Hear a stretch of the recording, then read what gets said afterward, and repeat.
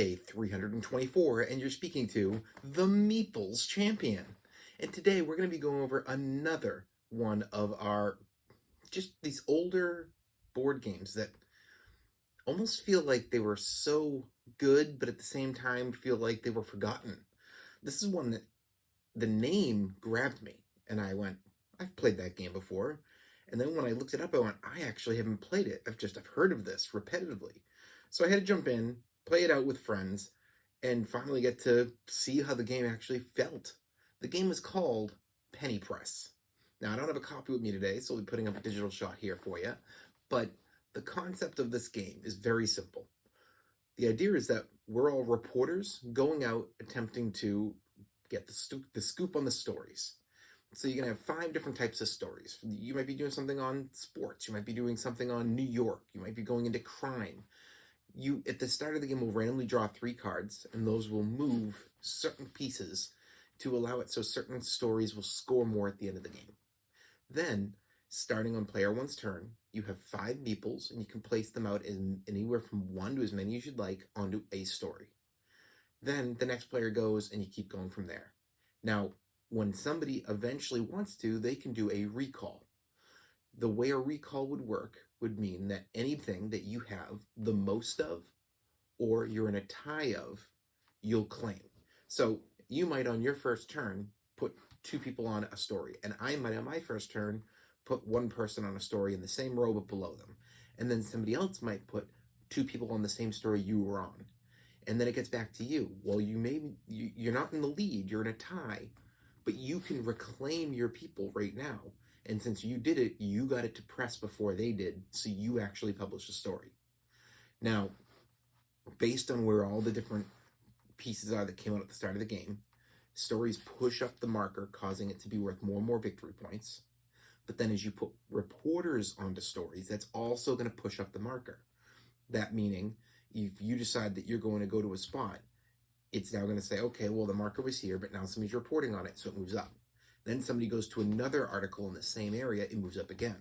But then if I come in and I go to one of those 2 stories that you guys are at, it doesn't move. It doesn't move for every reporter or every additional newspaper outlet that's going after it. It moves based on every one of the potential articles available that gets any attention to be reported on. So you do all these kind of movements, you go around, and whenever somebody decides that they're going to go to press, they have to take all their workers back and get anything that they're in the lead of.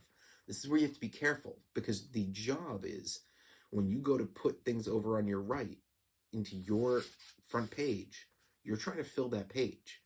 The top row is going to be worth -2 per spot, 4 spots across. Then you're going to have a -1 row, another -1 row, another -1 row. So you have a possibility of getting hit with a lot of negative points if you're not properly setting up your paper. So what you need to do is make sure that you fit in as much as you can and try to fill that paper. Then you're going to go over it and you're going to read out what you're getting for your points. Now, when you do this, you're going to first be checking to see what are each of these going to be worth. So if you're doing, for instance, crime, and crime has a 5-point payout right now for an article, you're going to get the article, you're going to get 5 points. But you're also going to check and see where are all the current papers ranked. If you're publishing a paper and your article that you're putting to there is not currently ranked in the top article available, then you're going to be getting double points.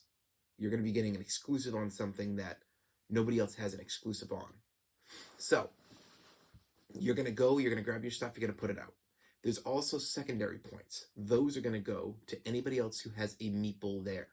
So even if you only had, if you put 4 people there, somebody else had 1, well, that 1 is going to get, if you're doing 5 points for something, it's going to be a 2-point payout for a smaller roll. They still basically are going to get credit for that. They didn't get to press, but they're going to follow up and do a follow-up article. So you're going to have that. Then once everything's been laid out on top of it, they're going to figure out points that you made from your articles created, negatives you get for not filling everything on the front, you're going to score. And then the articles go to the side. The articles actually have little stars on them, and at the end of the game, I mentioned how up above, When you started, there were 3 things that pushed the markers a bit. It gave them worth potential points for the end. Those will be multiplied by the stars on those types of articles, and that'll be an end game bonus scoring. So you do that, and then because you finished up, you have gone to press. So now one of your rounds are complete. You now pull a new card out, which will help shift the top a little bit. You might see that, 1 or 2 or 3 of them get like a small push, or one of them gets a huge push. And then, after you've done all of that, you'll put out the new papers required. You'll readjust all the things back down that need to go down to make sure that if they're pushed up, they're now realigned if they don't need to be up still. Everybody else's meeples are still on the board, but now you can start placing on your next turn again. Now, there are some extra pieces to this. You might be in a battle, fighting it out, and suddenly realize, I can't pull my people back. I'm in second place here. I got 4 on here. They got 5. I'm not going to get any article to press. So one of your options is you can grab a worker and you can move a single worker from one spot to another spot. Because otherwise, if you try to go to press, you're not going to put anything out. You're just going to get a load of negative points. So you can start spreading your people around that way again. And then you also have the ability to simply reclaim, and then you'll be able to go from there as well. So you got to be careful about how you're going to attack the board, because if you get yourself into a situation where you're clumped and you can't go to press, and somebody else, they may not be fighting for big articles, but they're going to press, they could end the game. They could get 3 out, and once that third one's out, it's going to indicate the game's over. And you might be sitting there going, I got to press once for a lot of points, but they got to press 3 times, and that's it. So you got to be careful about that. But that's just the basics of the game. There's more things to talk about within it, but we really just want to jump into our 7 categories, see where this game lands for us today.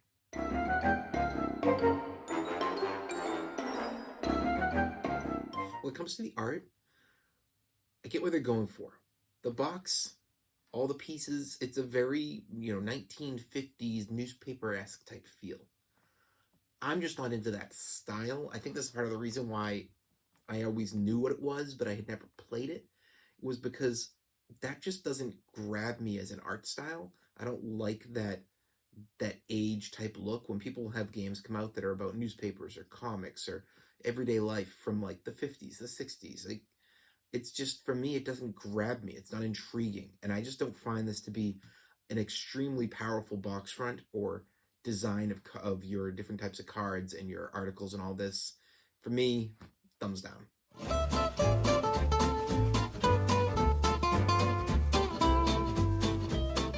Your components. So there's all your newspaper articles, which are all in cardboard. Then there's your pieces up the top that are going to be moving, showing where they're ranking for endgame scoring. That's also a little cardboard piece. There's your people to place out, your meeple reporters. They're wooden. And then there's your board, which is a large cardboard board. I mean, I really think that everything they have in this game is fine. I don't think there's any issue. I think it's all going to hold up with time. I'll give it a thumbs up. Your price. So the game's not expensive. You're probably getting this game in that like $30 range, but I do think this is a little bit harder to find these days. Penny Press is not, I wouldn't say it's a game that's sold out, but I haven't seen it in a store ever. I've got friends who own the game, but it just doesn't seem to be as available. I mean, I'd have to say right now, the likelihood is you're not going to find this either a lot, or if you do, it's not going to be in bulk. And I'm not sure if you go and find it in a store and you pick up their copy, I'm not sure how quickly they're going to have a replacement on a shelf. I just don't think that this game has been reprinted or had a boatload of additional copies made in a long time. So I don't think it's expensive, but I do think it might be a little bit hard to hunt down. And for that reason, it's got to be a thumbs down. Your difficulty. So this is all about it's management of your people and understanding, how do I make sure to have the most articles to fill my space, how to make sure that they're worth good points, but how do I also not just simply ignore everybody else, do what I want to do, and allow them to go get really big paying articles. Because if you ignore them and you go for the low ones, and then they both kind of split and end up going for medium ones, and all of a sudden you go, well, at the end of the round, I scored, 9 points, but they each scored 15. That's not good. So you got to give a little bit of fight, but you got to know when it's okay to run away and do something to the side as well. For me, the difficulty is it's about managing your expectations with what your opponents are up to and finding out how to work that well and adapting with every time that somebody goes to press and how that affects endgame scoring. I think that that's something that experienced players are going to enjoy. I think that beginners, it's not going to throw them completely. I think experts, this game might be a little bit too tight knit into what they're doing, so I don't think many experts are going to love it. And I think it's not for kids. I don't think they're going to like the IP. I don't think they're going to like the setup of the game. I feel like this is just not one that would hit for a younger kid. But if you're getting beginners and experienced, to me, that's enough. Thumbs up.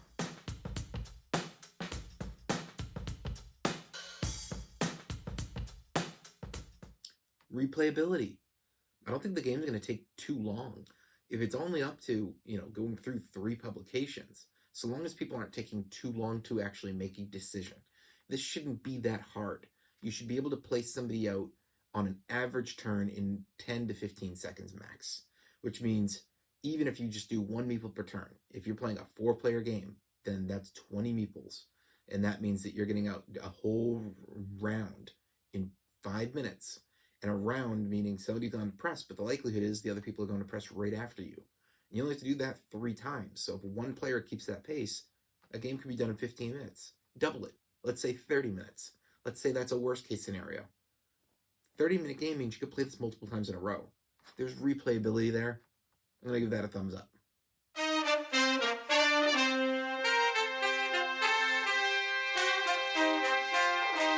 Keys to victory. What are you after? Are you after the stars? Are you trying to catch people off guard and not have them realize that you are dominating in the end game scoring? Are you trying to just make sure that you cover your board every round? Are you trying to make sure that you're getting a big payout right now? Are you really trying to make sure that, okay, I'm going to commit my guys here, but then I'm going to put my last guy here, push this above it, make sure this one's not the top one so I get double points. There's a lot of ways to attack this game. I think the keys to victory are definitely scattered throughout lots of stuff. Thumbs up.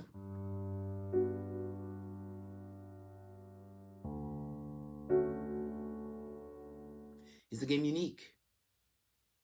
I do think the game's unique. I don't want this for my collection. I don't feel this is one that I'm going to like the theme of and that I'm going to want to put on the table often. I wish I could find this game in a completely different theme because it might be something I'd want to pick up then. However, it does seem pretty unique at the idea of you've got the moving bonus points for the end. You've got the moving points for during the round as you're placing things out for these pieces. You need these for the points they're worth and the stars they're worth, but as you're getting them, you also have to think about how they're going to fit into your publication, because if you don't do that, you could do everything right and have a boatload and be like, wow, I'm going to have a lot of 2-star properties, and I'm going to have a lot of properties worth big points. Oh, but every round I screwed up and I took a -6 off my board. That's -18 at the end after 3 rounds. That's where, to me, this game has a really good, unique feel. That's a great mixture of scoring mechanics. Thumbs up. Overall, what do I think? I think it's a nice little game. I don't think it's a bad game. I do think it's a very good design. Again, I just don't like the theme, so that's why I'm not really interested in getting it for my collection. But I think that some people will love the theme, which means this game would be great for them. And I think some people might say, you know what, I'm with you. I don't love the theme, but it's a good enough game that I would like in my collection. If my collection wasn't so big, it'd be a consideration because I'd go, I don't love the theme, but you know what, it's a cool mechanic. Let me toss it in. It's not too expensive. It's not too big of a game. Because I have such a big collection, I don't want to get a game that I know because of its theme is unlikely that I'll pick it. But that's just for me, and not everybody's going to have my size collection or my expectations when trying to pick up a game like this. Well, it has been day 324, and we've been speaking of the game Penny Press. And you've been speaking to the Meeples Champion.